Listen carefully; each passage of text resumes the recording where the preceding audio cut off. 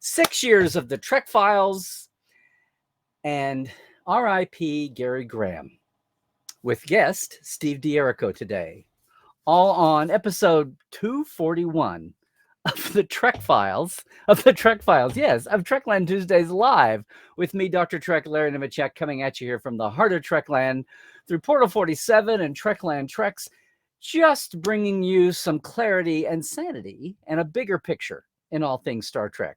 This week, and I think even today, is the 6th anniversary, right off the gate, of our podcast with Roddenberry Podcast, the Trek Files. Yes, are you a Trekophile? I know a lot of you are.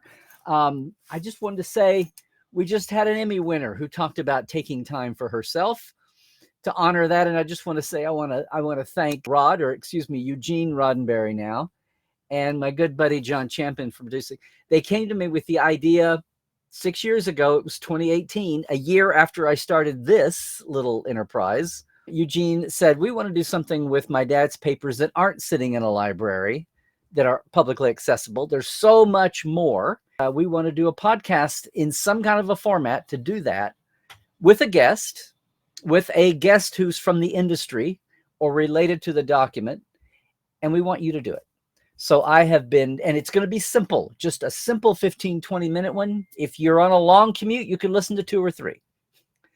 So every week with a hiatus twice a year, we're now in our 11th season, 6 anniversaries, and just so many great. We started with Eugene, was our first guest, obviously, and been mining everything from artwork and photos to memos and letters to Gene, letters from Gene, from fans, from celebrities, all kinds of material.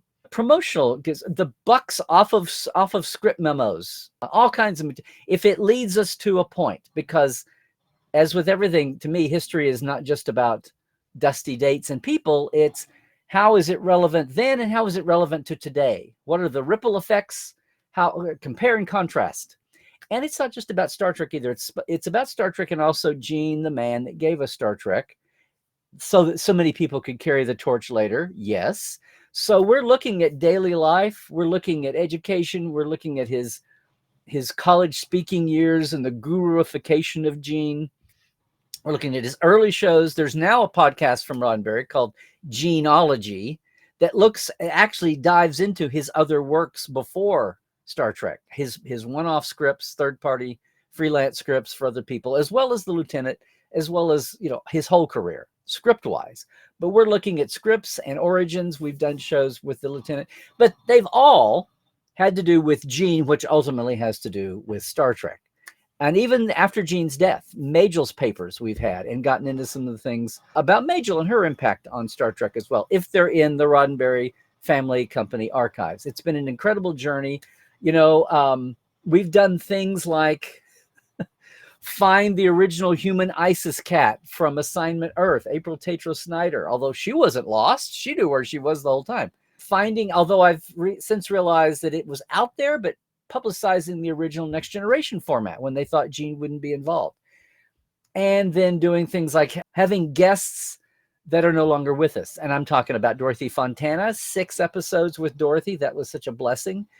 Composer Gerald Freed, we actually talked to him just about a year before he passed, and he was still dinging the bell there. He was pretty witty when you stopped to listen to what he was saying. It was pretty great. And then Richard Arnold, who sat at the right hand of Gene for so many years as a fan consultant in the building, and was part of many stories that are still yet to be told, I think. But we've had guests that are no longer with us, and sometimes the shows are about the document that we talk about, and sometimes the shows are about our guest. And we have a document that illuminates them.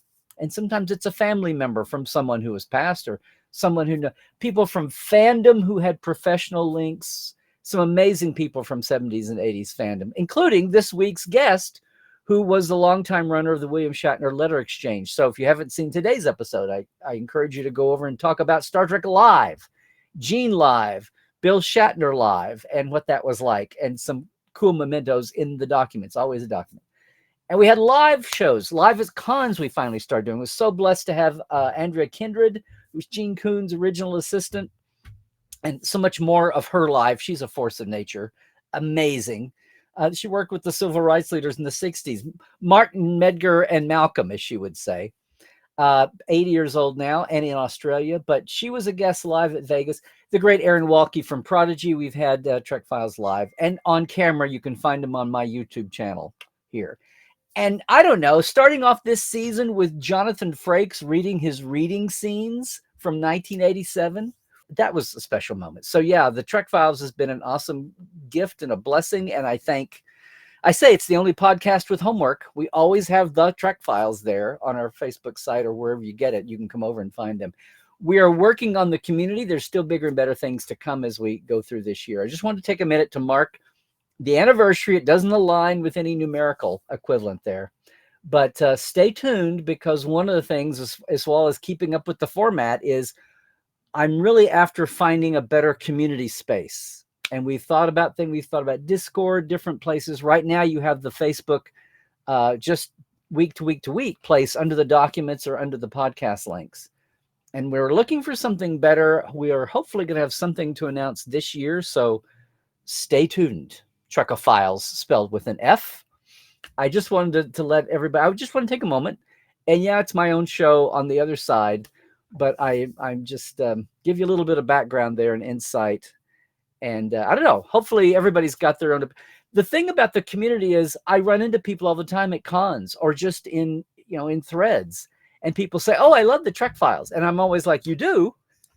I know we have listeners and viewers out there, but we don't have much of a sense of community, so that I don't know. It's the one thing I'm involved in that is that way. So we're going to work on that. That's been a number one list, aside from just continuing to keep the bar high for the quality shows, the documents, and the guests, and always adhere to all the goals that we had for the show starting out. Now, that was going to be my main topic this week, and maybe indulge a little bit more there. But last night, late night, we got the sad word that the great Gary Graham had passed suddenly. And we're hearing things that it's, as you would expect with something sudden, heart-related issues, neural, stroke-related-ish. Anyway, hopefully went fairly quickly. But his former wife and his daughter have been out, basically broke the news to the world. And we're still awaiting, there'll be memorials coming in today. Of course, Gary came to my attention co-starring in Alien Nation, which was an early Fox show and a stab at sci-fi, but on a modern budget, not having to build spaceships and ray guns, but the alien makeups. And eventually the entire main cast of Alien Nation wound up guest starring on Star Trek. So he was the last. So it was interesting to see when Gary was cast as Ambassador Soval on Enterprise and in that recurring role. And, Enterprise didn't always get its due. But as the years have gone by, more and more people are appreciating Enterprise, and that includes Gary. And I think just in the last year or two, a lot of the fan base has come to appreciate him too. He had a band organizing, right? I know he played at Nichelle Nichols' farewell convention. Anyway, I was lucky enough here on the spur of the moment and on short notice. I want to bring in someone who's been a guest with us on Portal 47, not once, but twice. Again, this is why I love Portal 47, and it's why everything I do, it's the folks that you may not hear from who have so much to give you to background Star Trek. So Steve, come on in. We had some tech issues at the beginning, but boom, there we are. How you doing, sir, now? Larry, how are you? I'm good, Steve. And I wondered, so Steve was a security officer at Paramount who was assigned to the last years of Voyager, the last 2 years. What was it, Last Steve? 2 seasons of Voyager, all 4 years of Enterprise, Star Trek Insurrection, Yes. This, much to my chagrin, and 2 of the newer ones, Star Trek 2009 and Star Trek Into Darkness. Yeah. I don't even think about STID being shot at Paramount, but I guess there was. It wasn't. There. It was shot at Sony. Okay, but you went down? I actually went down. I know I knew this, but it still throws me when you say that. I went down, but not. It's a very convoluted situation. I could not go as a Paramount security officer. I could go as literally a production assistant. Okay. to go because they did not want Sony to know who I really was. Right. Oh, okay. Yeah. Well, have we had this conversation? Now I suddenly want to go down this path, but maybe I should. Yes. Maybe I Yes. better Sony, stick it to the topic of the day. we had to keep it low profile because I was unofficially doing security, but the reality is I wasn't doing actual security on the show. Right. You couldn't throw people off the lot. You'd have to. Well, Paramount, I'm sure Sony Throw would people. have been miffed. Yeah. Either Well, way, yes, I worked with Gary on Enterprise. I was going to say one last thing. The what got me was after all the years. Speaking of the JJ movies, when the Beyond event, I always still call it the May 20th, was at the lot, and it was the first time there'd be anything Star Trek, especially for the public, at Paramount, and they named the one alley outside the original stages for Leonard Nimoy. But that was the hurry up and jumpstart promotion because we're so behind promotion effort for Beyond. We won't go into that. But I know, and it was a little bit, but here I am, and it's lo and behold, it's Steve D'Erico still working security, and we're at a Star Trek event. Anyway, it was a great night because I was like, and you were close to retiring then, but yeah, I retired soon after that. Yes. Yeah, it was great to see you one more time working a Star Trek event. But yes, we're here to talk about Gary. And again, you worked all 4 years of Enterprise, and I just if there's any doubting Thomases, I just want to put the boom. There we go. Oh God, I look so grim. I think Gary and I were going for a grim look, both of us. Well, now this is obvious by what he's wearing. This is In a Mirror Darkly. Yes. And, yeah. So you worked 4 years. You saw regulars. You saw guest stars come and go. Of course, the recurring cast was, Vaughn Armstrong, Gary, a lot of the recurring folks. Yes. What comes to? I mean, you heard the news like last night or this morning. What came to mind when you heard that Gary had passed? I was very, very sad. Very sad. Gary was a great guy. Everybody liked him. He was very fun. He had a great sense of humor. He and Vaughn, when they were together, were just a couple of goofs. Because Vaughn's tremendous too. But the two of them just got along great. And that's why most of the pictures I have of the two of them, it's because most days when Gary was there, Vaughn was there. And just inseparable. Very professional. Nobody ever had a negative word about Gary, being, like some guest stars we had were less than, I won't say unfriendly, but let's just say they were a little more aloof.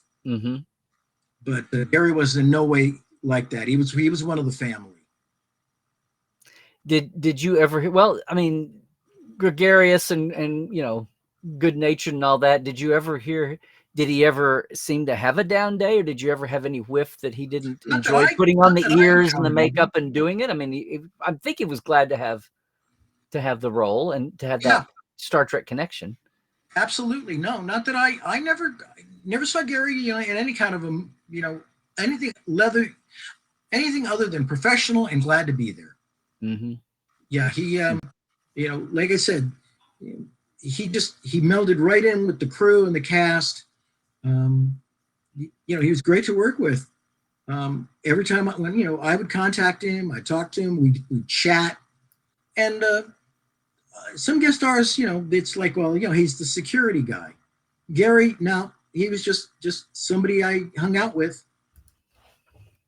Yeah. So I can't say anything negative at all. He was, it was great to work with, especially though when he and Vaughn were together, they were just a couple of days. It was nice to hang out with both of them. It's putting you on the spot, I know, but is there any particular Gary story that comes to mind? Not particularly, no. Honestly, practical joke or just accidental goof joke or prank with somebody else or anything? Now, to be honest, remember my situation physically was not on set very often. Right. And so anything that would transpire on set, for the most part, I would not see or I would learn about secondhand. The best person to get those stories from, as you well know, Larry, is Dave Trotty. Yeah, well, he's one. There's many, but yeah, Dave's great. Dave is great, and I'm giving a shout out to Dave because Yep. Dave tells great stories. Yep.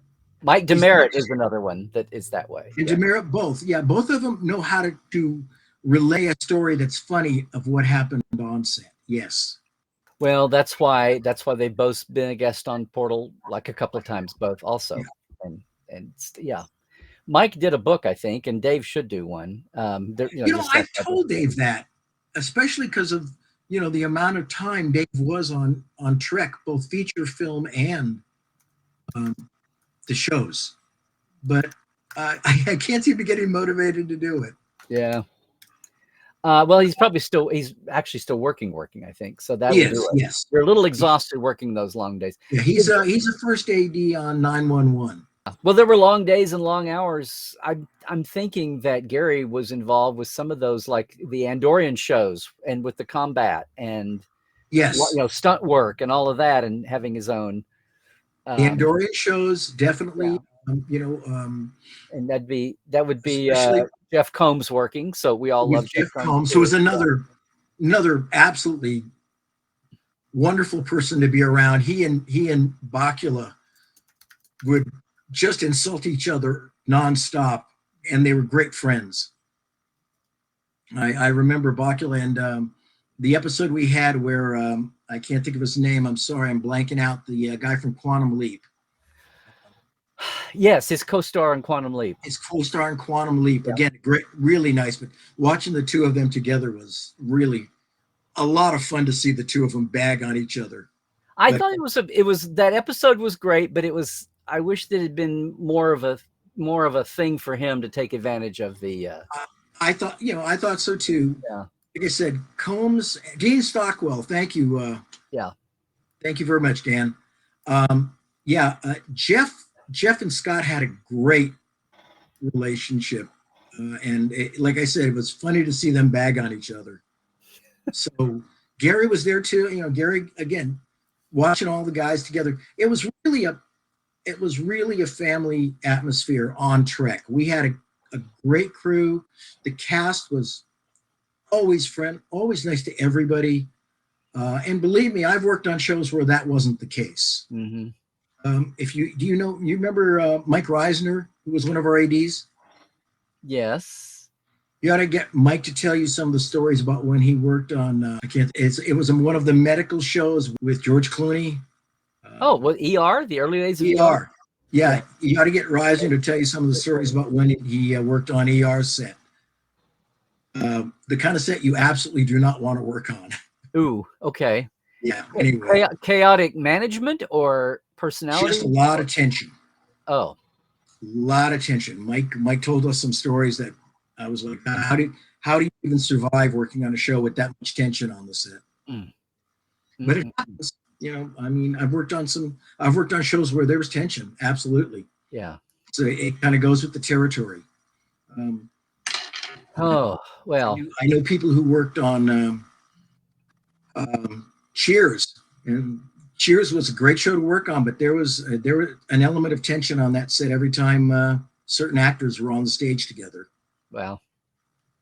Well, again, we got off track. I'm sorry. Trek. No, I was going to say Trek had that too, and famously, if you were in the last couple of years of Voyager, there was it's all out in public now, and it's all been talked about and resolved, I think, pretty much. But even back in the day, the Jerry Kate. I think that was way overblown. Yeah. Oh, you think so? Absolutely. Oh, okay. I watched the two of them together day in and day out. And to be honest, I never saw it. Maybe I'm just naive, but I've worked with people my whole life, and I never saw any obvious tension between the two of them. Maybe it existed in the production office, but on the set, no, I never saw it, to be honest. Yeah. Well, getting back to Gary here, this was, again, I said this is obviously In a Mirror Darkly, right? So he's not in the Vulcan robe here. And he got to do the beard and all that. Do you remember anything? Because In a Mirror Darkly was anytime you do the alternate universe type show, everybody's fish out of water. Everybody's in a little bit different mood. The actors are all getting to do something different. The sets look different, you know, and everybody's playing with the trope of, you know, being my mean self or whatever, or my good self, if you're supposed to be a meanie. Anything come up from, aside from the fact that In a Mirror Darkly, this, I think filming part 2 was when they found out the cancellation came through. Yeah. Yeah. There was, no, other than Vaughn getting to wear a different uniform and all the women getting to have bare midriffs. Yeah. Everybody was pretty happy. Finding out we weren't going to get picked up for season 5 by UPN was, yeah, it did cast a pall on the show, obviously, for people being out of work, but everybody felt Manny Cotto had really put the show back on good legs, and that we felt we were getting the traction we needed to go for the whole 7. It was just, you know, we felt, boy, you know what? Just when we're starting to really get some, getting some speed, we find out that UPN's going to dump us. Yeah. Well, you and the audience both. Well, you know, it wasn't so much UPN as it was the guy who was head of CBS. Yeah, Moonves. Les Moonves. And I don't know if you've ever discussed the backstory for Moonves and Bakula. No, why don't you tell? I mean, we're talking about Gary, but sure, I can't turn down a story like that. Supposedly, and I use that advisedly. First of all, Les was not a Star Trek fan. Right, we all know that, yes. Or sci-fi in general. Sci-fi in general, yes. The running joke with CBS was he didn't want the people at home to applaud the show because it would turn off their TV set. Okay. Yeah. On off. That was the age range. Les was a big Matlock diagnosis murder type of guy. Yeah. Okay. Anyway, be this as it may, supposedly Les was an executive at NBC when the first Quantum Leap came on. Oh. And again, he wasn't a big fan of it. You pick up rumblings that he wasn't a big fan of Scott. So canceling Enterprise was, and supposedly, you know, Les wanted to cancel Quantum Leap and he got overridden. This is kind of payback.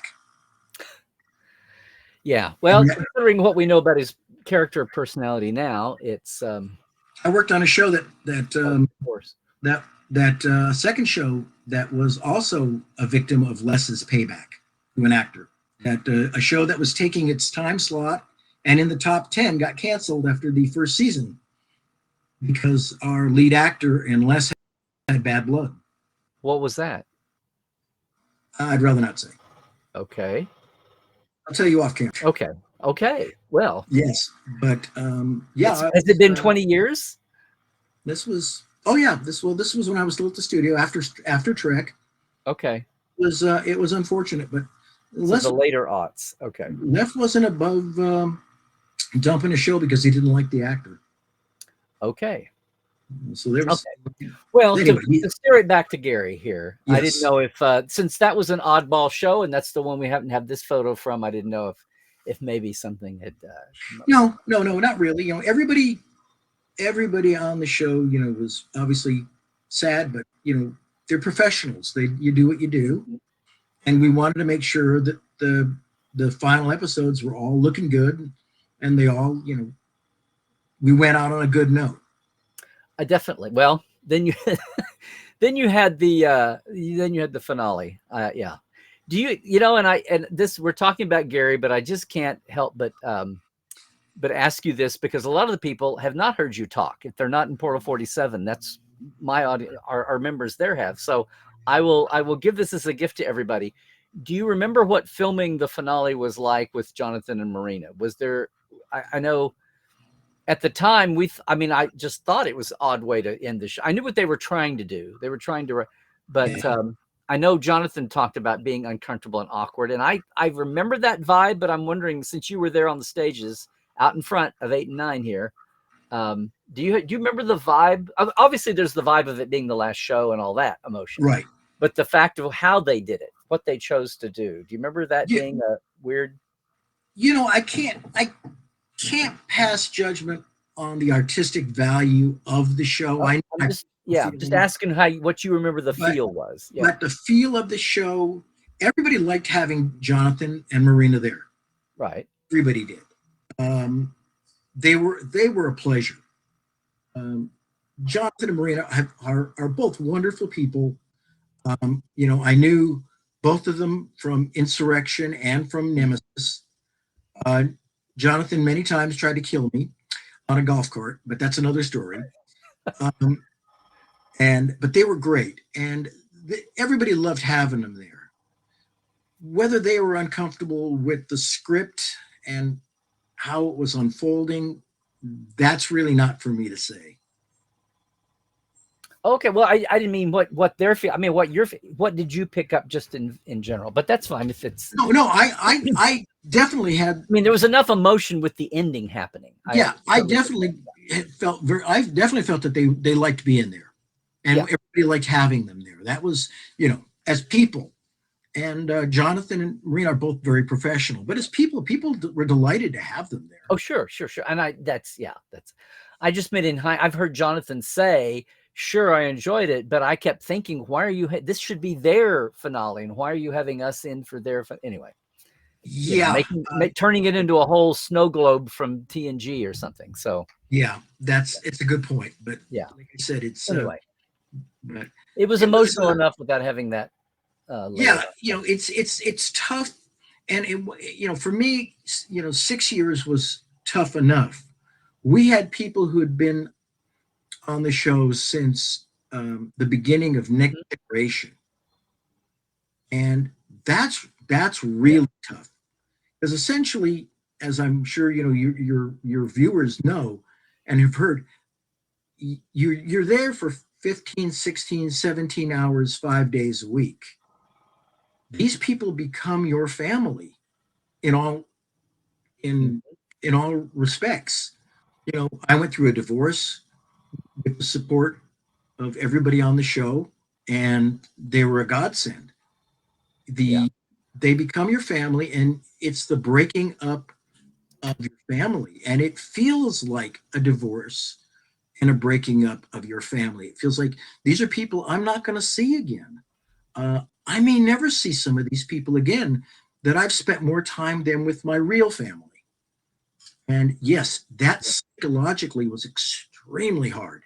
And like I said, I only had 6 years. Some of the people, like some of the crew who've been with the first season of Next Gen, I mean, for them, not seeing these people 5 days a week was going to be brutal. Well, it's also, I know in the ways of work in Hollywood, basically it was great security for 18 years, but now if you go out to get a job, people want to know why you've been out of the job pool for 18 years. I had friends when I worked a short time during a break on Frasier. I talked to people and heard stories later, because we actually, on our last season of Enterprise, one of the prop guys from Frasier worked with us, and he told us some stories, and some of the people on Cheers and then Frasier, 22 years, were the same people. And he said some of them, to touch on your point, some of them could not find work because they'd been off the market for 22 years. A lot of them retired. Yeah. A lot of them just simply couldn't find anybody who knew them anymore. Yeah.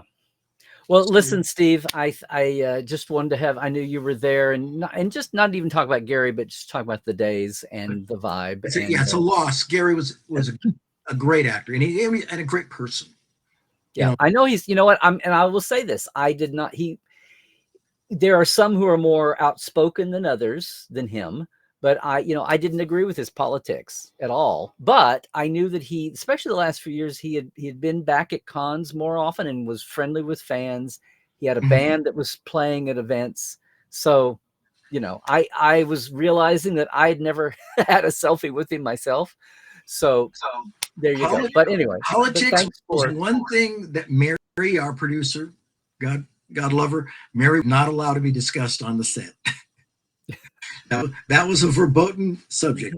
We ever brought up politics? Well, by 05, it feels like a different era anyway, as far as that kind of thing. You know, even That's worrying true. about how we all used to Much just go different about our than business and and people did their whatever. Anyway, listen, Steve, I'll let you, sorry. Thank you for having me. Well, sure. I was going to say thanks for coming on and jumping in and doing this. Oh, you're and quite welcome. When you're retired, every day's Sunday, so you know, hey. All right. Well, listen, Steve, thanks so much, and thanks for sharing the photo. Thanks so much, man. Appreciate Take care. Bye-bye. Okay, you too, man. All righty, guys, gals, peeps. That's going to do it. That's going to do it. And you know what? Since we've talked about the Trek Files on 6th anniversary, we talked about Gary there with Steve. I have not had a chance yet to, for one thing, thank our Patreons. And you know what? I've had new folks. So, guys and gals, I'm going to get my new folks from January in on the list.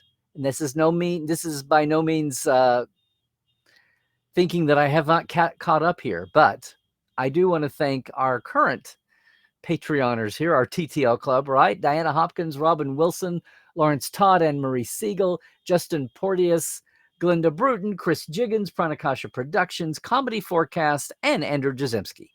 And our live wires there. Boom. Robert McLean, Byron Bailey, J.R. Poole, Helbjörn Gunnjonsson, Alan Hoenzi, Dave Gregory, Tobias Rex, Donna S. Runyon, and Casey Shafsky.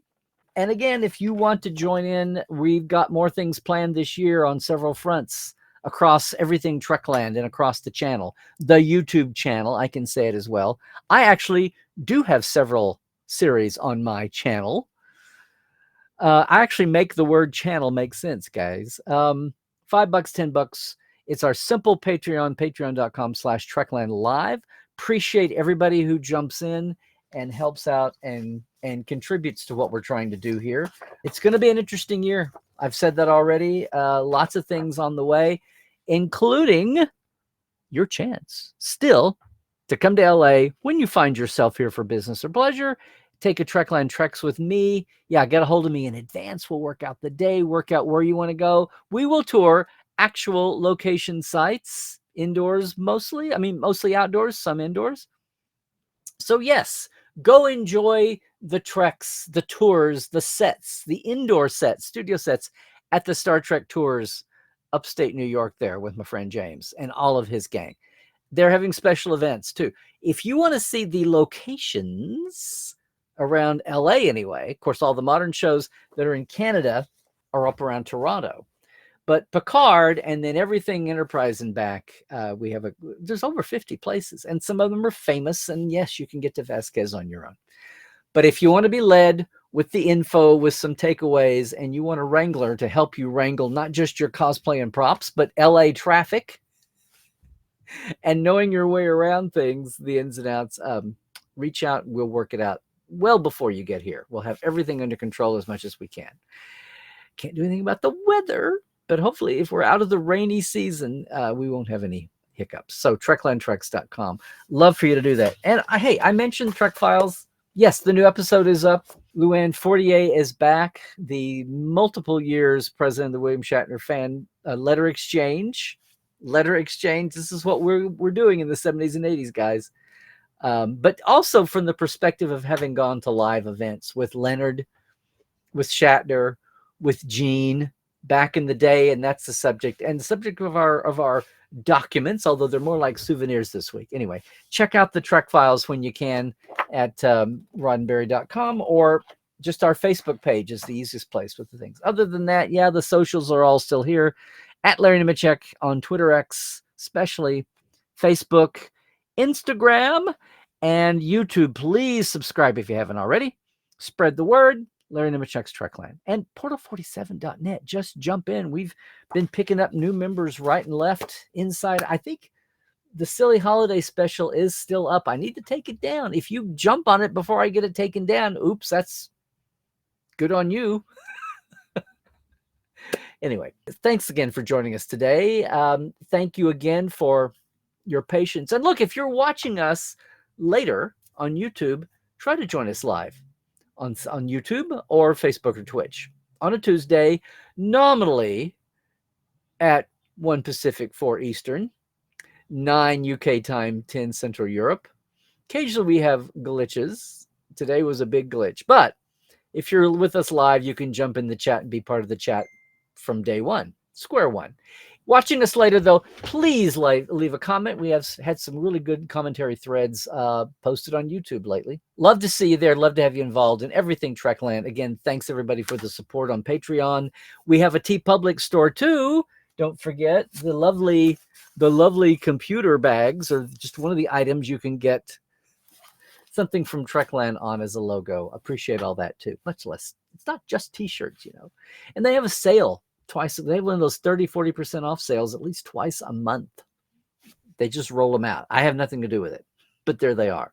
Anyway, I have a lot to do with appreciating the fact that you all are here with us again. Thanks again for the support. Thanks for being part of the community and the chat. Again, 2024 is going to be an interesting year as we sort everything from the streaming industry down to the order of Star Treks and the convention scene. There's just so much going on here and so much in the outer world.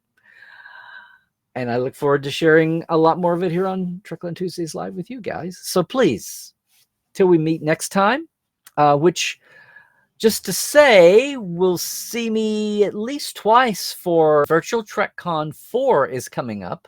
We have some cool things with that, especially on Thursday and Friday. Same weekend, if you are headed for Gallifrey 1, the nominal Doctor Who convention, this is all President's Day weekend in February. I'll be there on the Saturday, and then I have a very special event going on Sunday that keeps me away from both of those. Huge weekend, lots of huge things happening in Trekland. More to talk about soon. Well, there you go. There you go, everybody. Please, please, please stay healthy. Do all the things. It's winter, flu, RSV, COVID even season. Take care out there. Do all the things, would you please? And stay woke. And I mean by stay woke is be alert to all the things you did not realize about. Check the sources. It may be too different, but then yet again, people wake up and say, I had no idea about that situation, that piece of history. Yeah. Don't bury your head in the sand, would you please? That's what I always thought a good Trek fan was all about. Being alert to the unknown, whether it's a Horta or anything else. Just truckle, everybody.